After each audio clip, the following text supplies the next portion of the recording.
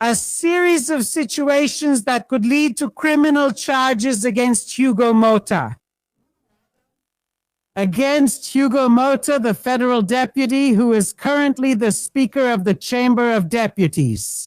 Ciro Nogueira, senator who was Bolsonaro's chief of staff. Alfredo Gaspar, who was the rapporteur for the congressional inquiry into the INSS fraud, a Bolsonaro supporter. And there's one more, what's his name again? One of Bolsonaro's people? Romeu Zema, former governor of Minas Gerais. It's all before Brazil's attorney general as well. He will be the one to decide if there are indications to open a police investigation. Or even if he thinks there's already enough evidence, he can even file the charges right away. It depends on how the Attorney General sees it, as my grandmother used to say. Shall we look at each case here? Because there are some rather shocking situations, really shocking. It's right here, look. Mariah sends the investigation of smuggling on Motta and Ciro Nogueira's flight to the Attorney General's office. Look at the photo here, guys. I'll make it bigger here. Look. Look here. Do you see? Do you see these bags here that are going by in the corner? What's circled here in red? This is money. Most likely this is money. I'm saying it's money, but the police still don't know what it is. That's the problem, okay? To me, it can only be money. Why, Andrea Gonçalves? Because they got through without being searched at the airport. When you travel for international trips, the inspection is even stricter. And for domestic trips, your bags go through the conveyor belt. You go through a metal detector to check for weapons, drugs, money, to know what you are taking or bringing.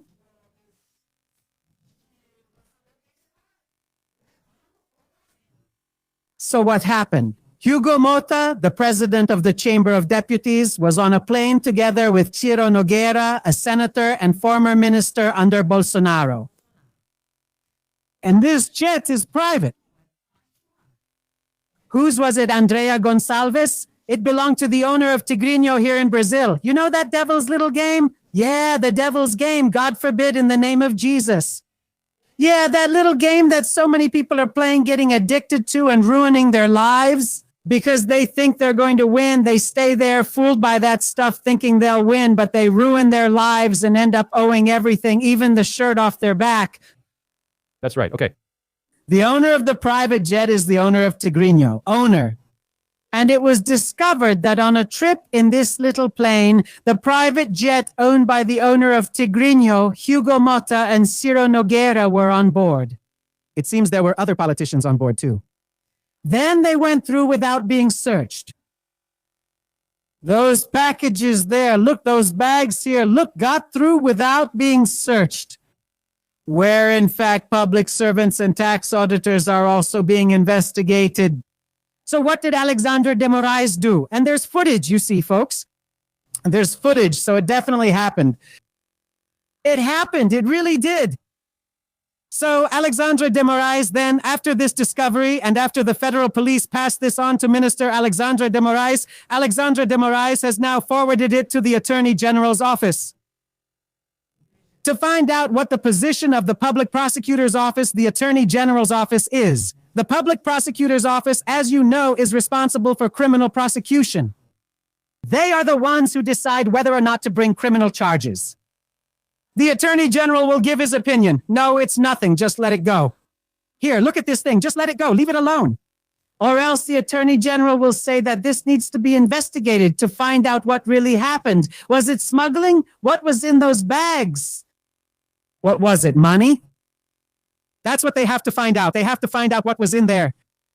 In my view, what is the Prosecutor General going to do? Since there's material evidence, there are the videos showing that it didn't go through the conveyor belt. It went right beside it, so it wouldn't, you know?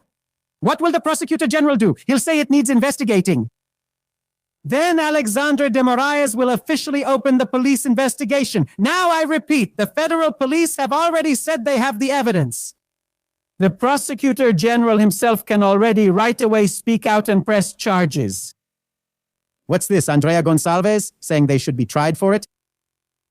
To know and find out what was inside. What went through without inspection? What was in the bag, Andrea Gonçalves? I don't know. I would say there was money. It was? But what are they going to smuggle, guys? They have money. Tigrinho game, billionaire, congressman, senator, they have money. They would pay the tax there if it was something above the allowed limit. They would pay the tax. It's all fine. Why would they pull a stunt like this, take a risk like this? For what? Only if they were money havers loaded with cash. Did you get it? Cash. Where would they have to explain what? Where would they have... They could just declare it, including the money. Right, Andrea? They could. But they would have to say where the money came from. You had to say what the source of this money is, for God's sake, and prove it. No, the source of this money here is because I sold an apartment. Here it is. Look, I sold an apartment, all that stuff, and here it is. So this money is from the sale of that apartment. No, I sold my ranch and all that. No, I sold my Ferrari. I sold my Ferrari and all that, and the money is here. Edelson. So I provided a service for a certain company. Here's the invoice. Here's the service contract. And I received this money here. It's from this. Everything's really fine. Now, when you try to avoid inspection, it's because most likely the origin of that money, if it is money, I repeat, is illegal. And you can't tell, you can't say where the cash came from. Then you try to hide the cash from the Federal Revenue Service's oversight bodies, from the tax authorities, as well as from the federal police itself. Do you know why? So this doesn't justify it, guys. It doesn't justify it. A small suitcase like this, if it held something valuable or taxable, they'd pay and it would be fine. So why pull a stunt like this? If it wasn't very advantageous, you know? But anyway, what I'm saying is the ones who really have to tell the truth after the investigation are the federal police. Let's wait, but for me, there's the pig's snout, the pig's grunt, and the pig's tail, and what is that? Money! Which, from all indications, must have a dirty origin, otherwise they wouldn't risk themselves like that. What do you think? For me, there was money involved, and I think the Attorney General's office will say it needs to be investigated. So the Attorney General's office will file charges soon.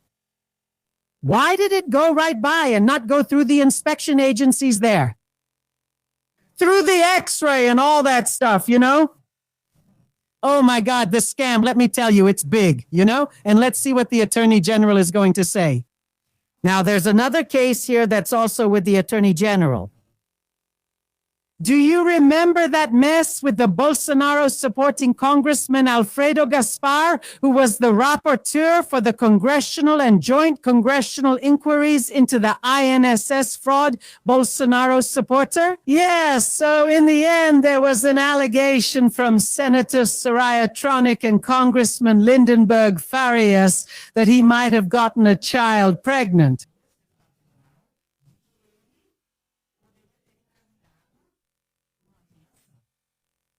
Yeah, because they found out there's a woman who has an 8-year-old son. And this woman, given her age and having an 8-year-old son, she got pregnant before she was 14. And you know that under Brazilian law, having intercourse, having sex with someone under 14 years old is considered rape. Even if she consents, even if she already has other experiences and other types of relationships, it doesn't matter. Having intercourse with a child under 14 years old is considered statutory rape. Why? Because our legislation understands that anyone under 14 years old é criança, para efeitos sexual intercourse. And this woman showed up grávida não, que tem filho, because her son is 8 and because of a dela, ela engravidou 14 years old. And that would be then rape of a vulnerable person. A crime, by the way, that doesn't have a statute of limitations. What does that mean, Andre? No matter how much time passes. If it's discovered that you had sexual intercourse with a child under 14 years old, you will be prosecuted. It could be 20, 100 years later. If it's discovered or if you're still alive, obviously you will be prosecuted. You'll answer for this crime as there's no statute of limitations. Why? Because it's a crime committed against someone who is incapable. The law protects them with the utmost rigor. Do you understand? Then Lindenberg Farias and Soraya Tronic brought up this situation. Then Alfredo Gaspar says that's not true, That the child wasn't his. But the child has a father. If it's not his, it's someone else's. And now the prosecutor's office wants to know who the child's father is. Because the child's father committed the crime of rape of a vulnerable person. So what happened? Lindenberg Farias and Soraya Tronic filed a criminal complaint. And they filed it with the Supreme Federal Court. Whose hands did it fall into? Gilmar Mendez. What did Gilmar Mendez do? He sent it to the Attorney General's office. Attorney General, look at this situation here. What are we going to do? What is the Attorney General going to do, Andre? In this case, the evidence is also physical. The son is physical evidence. And the mother's age and everything else. What will the Attorney General do? This needs investigation. And this is a situation that's very easy to prove. DNA test. The Attorney General's office will request an investigation. And what will the police request? DNA test. On those possible fathers. Not just the pro-Bolsonaro Congressman Alfredo Gaspar, but anyone who might possibly be the father. And it's easy to solve. Alfredo Gaspar just needs to take a DNA test and present it. Here it is, Attorney General's office. Look, this is my DNA test and I'm not the father. There, it's settled. Now, obviously, he can't just present any test, right? Obviously, this test will have to be done by experts, doctors, officials from the federal police. Here's the cherry on top, you know? This situation is also up to the Attorney General. The first situation involves what? Smuggling, which if it's money, money laundering, and consequently criminal organization, most likely. Hugo, Motta, and Ciro Nogueira.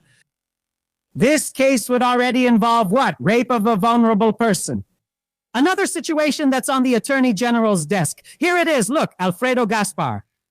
A rape allegation leads the federal police to request an investigation against the rapporteur of the Joint Parliamentary Inquiry into the INSS. The request was directed to Minister Gilmar Mendez, the rapporteur of the case in the Supreme Court, who on Saturday set a deadline for the Attorney General's office to comment before deciding on the progress of the case. The requested investigation is based on a formal complaint filed by Congressman Lindenberg Adriana and Senator Soraya Tronic.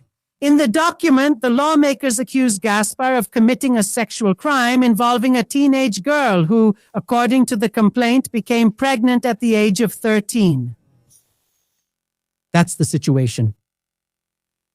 And the Attorney General will decide. And we always tell you we're not fortune tellers, but we already know more or less how the situation will proceed. This situation mainly involves who is being protected here, which is, of course, the child. Especially the child, whether it's the one who was raped or the child itself.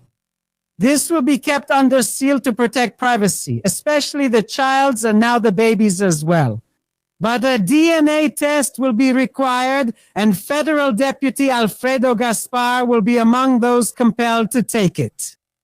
It's that simple. And if he is the father, he will be charged with rape of a vulnerable person. Another situation is also landing on the Attorney General's desk. Romeu Zema. Former governor of Minas Gerais, Romeu Zema, we mentioned in the 8:30 Live that he's acting all tough, like he's all guns blazing. To see if he can capitalize, couldn't find the word, but that's okay, capitalize on Flavio Bolsonaro's political capital, which is kind of weak right now. Flavio Bolsonaro is trying to sell himself as kind of moderate, that sort of thing. And Romeu Zema is trying to win over Flavio's voters and acting a bit crazy, right? Attacking everyone, attacking the federal Supreme Court, and he dropped in yesterday's polls. People aren't stupid, right, guys? People want to hear about proposals. People want to know what you'll do for Brazil. Attacking the federal Supreme Court is very easy, especially because, as Flavio Dino himself said, the Supreme Court can't contradict, can't lash out, right? To say you're wrong, they can't do that. So it's very easy to attack the Supreme Court. The hard part is governing well, right? Especially since Romeu Zema left a debt in the state of Minas Gerais that's almost impossible to pay. He's a deadbeat on top of everything else. But anyway, look at what Congressman Rogério Correia just did.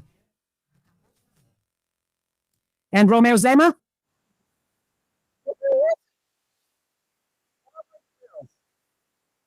Get rid of this. What is this, guys? You see that a demon showed up here in the studio. I bind you in Jesus' name. Get out, demon. Let's see what it's true. The thing just showed up here out of nowhere. Back off. Look at what Rogério Correia just did. And Romeu Zema better watch out. He's taking shots at other people when his own dirt could come out at any moment. And what do I think? Former Governor Zema has been acting out lately, trying to be funny, clashing with the Brazil's Supreme Court and arguing with Minister Gilmar Mendes, all to see if he can come out ahead. Then they started saying Zema could be arrested. He really could, but for other reasons. Today, I am filing 3 complaints and a lot of evidence against former Governor Romeu Zema. And these are serious matters. He dodged the joint parliamentary inquiry into the National Social Security Institute, and it wasn't for nothing. In the election year, in the second round, he got from President Jair Bolsonaro for his company, Zema Financeira, the right to exploit retirees, including those from Bolsa Familia. And he made a lot of money from that through the theft from the National Social Security Institute. This case also involves an allegation of passive bribery. Eletro Zema, which also belongs to the governor and his family, got involved in slave labor, hiring companies that he knew about that used slave labor, even making people work up to 22 hours a day, forcing them into conditions of slavery. Now, 348 million spent on unplanned, unnecessary, overpriced book purchases and a series of complaints made through the Department of Education during his administration. Yes, a complaint has already been filed by Congresswoman Beatriz Sequeira, president of the Education Committee of Rio de Janeiro and candidate. I am filing these 3 complaints against him. And look, they are very serious and full of evidence. This, yes, will get this funny guy arrested. Oh, it's like the Bible teaches. The Bible teaches the following. You have to listen to Jesus so you don't have to listen to the donkey. Right, Zema? Do you remember the story of Balaam? Of God's prophet, of Balaam? That God sent the donkey to speak to him? Right, Andre? Yes, it's there in the book of Numbers. So, my dear, here's my advice. Listen to Jesus, because if you don't, you'll end up listening to the donkey. That's what happens with many Bolsonaro supporters. And that's what happens with this Zema, who keeps making a bunch of silly videos and little puppets to attack the federal Supreme Court, while he has a past that condemns him and a future, a fate that will ruin his life. It's that old story. My daughter, don't go looking for trouble with others. No, my daughter, because getting into a fight is easy. Getting out of a fight, that's what's hard. And Romeu Zema will find what he's looking for. And what do I think it is? I think it's not enough. Let's read here so we can see better. It's right here, look. He could be arrested. Zema has been reported to the labor prosecutor's office for slave labor and exploitation of retirees. I don't know if you know this, but Romeu Zema is one of the richest men in Minas Gerais. And it's all inheritance, you know? There's nothing about merit here. Oh no, it's inheritance. Rich family came from wealth, just like Ronaldo Caiado. The Caiado family, big landowners in agribusiness way back with slaves and everything. And they came to Goiás and they kept coming and they stayed rich and everything. And they're rich by inheritance. That's why they don't really like poor people. That's why they're all against the shift schedule, against ending the 6 days on, 1 day off system, you know, that kind of thing. So what happened? He was reported for slave labor at his companies. He has companies, he has a farm, he has everything. And let me tell you something. One of the strictest laws in Brazil is the labor law. He was reported. There's the situation with a finance company. He had a small bank, a finance company that also scammed retirees and pensioners in the INSS fraud. So let me say something. If you get involved in illegal activities, you can't pretend to be some champion of justice. Otherwise, justice will come after you and hit you hard. You understand? This one here is soon going to have his wings clipped. So what's going to happen then, Andre? Then you can get ready. He is being persecuted. Oh man, that's communism. It's the Supreme Court. It's the dictatorship of the Supreme Court. I am being persecuted, just like Silas Malafaya. Silas Malafaya already made a video there, shouting, acting like he's poor, miserable, and persecuted by the federal Supreme Court. That's why charges were filed by the Attorney General's office. That's why the federal police investigated. And that's why the first panel of the federal Supreme Court unanimously accepted the charges against him for insulting a general. It's the same thing here. He'll soon be crying, claiming persecution. These people, they keep causing trouble over and over again. Then when the law steps in and gives them a nudge, they back down. And they act like they're poor, helpless victims persecuted by the communist dictatorship, by Alexandra de Moraes, the federal Supreme Court, the Attorney General's office, the federal police, and Lula. Oh my God, these people don't even come up with anything new. I'm not going to lie. It even gets annoying because they never come up with anything new. They're not creative. You know how it's always the same story, the same old nonsense, the same old story. They keep messing around, and then when they get punished, it's Trump, save my dad. Then they play the victim. Oh, disgusting people. All right, that's it, cut. But there's just one thing. There's another one now. Who's in trouble? What do you remember? I'll say the name to you and let's see if you catch the hint. Senator. His name is Alessandro Vieira. That's the one from that so-called Senate inquiry into organized crime. Yeah. In Brazil today, there are about 98 crime syndicates. He is the rapporteur. He was the rapporteur of the Parliamentary Inquiry Commission on Organized Crime in Brazil. And today there are about 98 criminal organizations in Brazil. And in his report, he didn't recommend indicting any crime syndicates.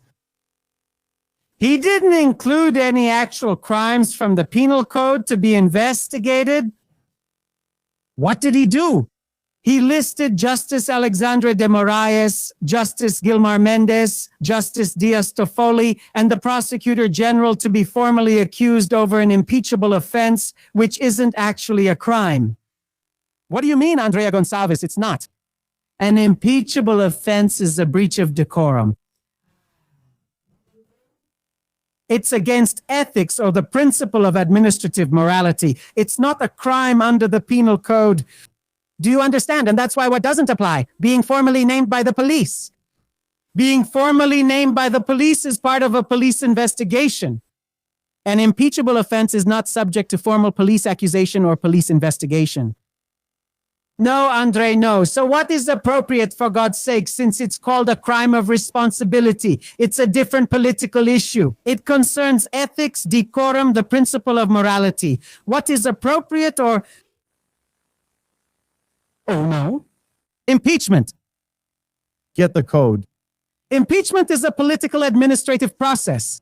If it's against the President of the Republic, where does it take place? In the Chamber of Deputies. If it's against the Supreme Court Justice or the Attorney General, where does it take place? In the Federal Senate. And who has to acknowledge that? The senators. And who is the only one who can move it forward? The President of the Federal Senate. In other words, Senator Alessandro Vieira did everything wrong. Why? Because he didn't indict any criminal organization and didn't include any actual crime that is truly established in criminal law. Criminal law? He didn't do any. And he went ahead and included situations for indictment that don't apply, which are of a political administrative nature. Lack of decorum, ethics, or violation of the principle of morality. And he did everything wrong. What could this be characterized as? Improper purpose. Abuse of power, which is a crime, and can be characterized in two situations: improper purpose or excess of power. It wasn't an excess of power because he could do it, he's a senator, but it was for an improper purpose. Even though he could do it, the purpose, the reason, the goal to be achieved was improper. Improper. From its purpose, it departs from the public interest, from the federal constitution, and from the relevant legislation, especially constitutional principles. Besides being a crime, even if the sentence is small, the sentence isn't very severe. No, Andre, no, I'm not going to lie, but there's a catch. That public servant or public agent who is convicted of abuse of authority faces the consequence. Loss of their position and ineligibility. In addition to compensation for collective moral damages, compensation to those people who were offended, so there's all of that. And here's the detail. Gilmar Mendes filed a criminal complaint with the Attorney General against Alessandro Vieira, the senator. The Supreme Court can take him down anytime it wants. Because if they want to, for abuse of power, specifically for improper purpose, he loses his position and also becomes ineligible, besides other consequences, including criminal ones. The Attorney General can also decide this situation. And there's physical evidence. I had access to Gilmar Mendes's report. Gilmar Mendes tore into him. And he did. He gave a lesson on administrative law, constitutional law, and criminal procedural law, which you rarely see around. That's why I think they won't let it slide.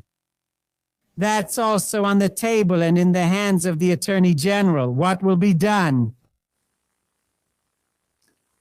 Then you might say, Andrea Gonçalves, what should Alessandro Vieira have done then, Andrea Gonçalves? Yes, he should have included criminal organizations because the parliamentary inquiry was about criminal organizations, about organized crime. He should have included criminal organizations, names, people, and possibly committed crimes and requested indictment, requested an investigation. Yes, but Andrea, what if he thinks that, for example, Alexandre de Moraes and those other ministers and the Attorney General violated the principles of morality, ethics, and decorum? Couldn't he have done anything? He could have implicated them just like he implicated an impeachable offense, but done what? Sent it to the federal Senate. To whose desk? To Davi Alcolumbre's desk, and then request the opening of the appropriate political administrative process, which was what? Impeachment. Davi Alcolumbre would decide whether to proceed. That's what he should have done. He could include criminal organizations and ordinary crimes for indictment, and at the same time, politically, he could even include the Supreme Court justices and the Attorney General if he thought it was appropriate. I repeat, the violation of the principle of morality, ethics, and decorum. And request the political administrative trial by the Senate, which is the competent body. There the problem would be solved, but no. He completely forgot about the criminal organization, common crime, and crimes from the penal code and took a political matter to the wrong forum. You might say, Andre, maybe he didn't know what you're talking about. What do you need? To have some knowledge, right? A little more in depth, that's what he needs. That's true. But he's a police chief. He has a degree in law. He has advisors. He has a legal advisor whose salary you pay, by the way. Among several other advisors, if he didn't know, he had the duty to know. And he dug the hole himself where he might fall. And he'll only avoid falling if the Supreme Court decides not to bring him down. Senator Alessandro Vieira. Alongside all of this, what has happened now? Alexandre de Moraes filed a civil lawsuit against Senator Alessandro Vieira. What does that mean, Andrea? Alessandro Vieira will have to pay compensation to Alexandre de Moraes and his wife, Viviane. Guys, relax. If you support Bolsonaro, you must already be... I'm losing it. I'm going crazy, but Andrea. Let me tell you something. He will have to prove it. Alexandre de Moraes' involvement, for example, that he talked to the PCC. He will have to prove it. He will have the chance to prove it, even in the civil inquiry, Andrea Gonçalves. Yes, he will have the chance to prove that Alexandre de Moraes is involved with the PCC. If he doesn't prove it, I'm talking about the civil sphere, because in the criminal sphere, I've already explained. In the civil sphere, he will have to pay damages for emotional distress to Alexandre de Moraes and his wife, and to the children as well. It's what I told you, my dear. You have broad freedom to express your thoughts in Brazil. You have freedom of expression, the right to express your thoughts guaranteed by the federal constitution. You do. It's your right, guaranteed by the federal constitution. But there's a catch.